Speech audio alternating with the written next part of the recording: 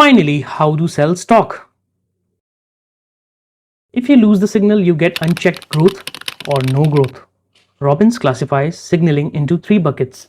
Autocrine, the cell talks to itself, common in cancer.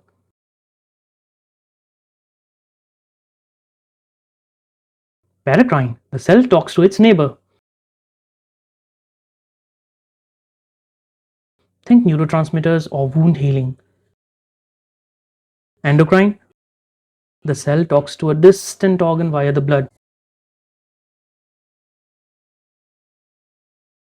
The signals bind to receptors.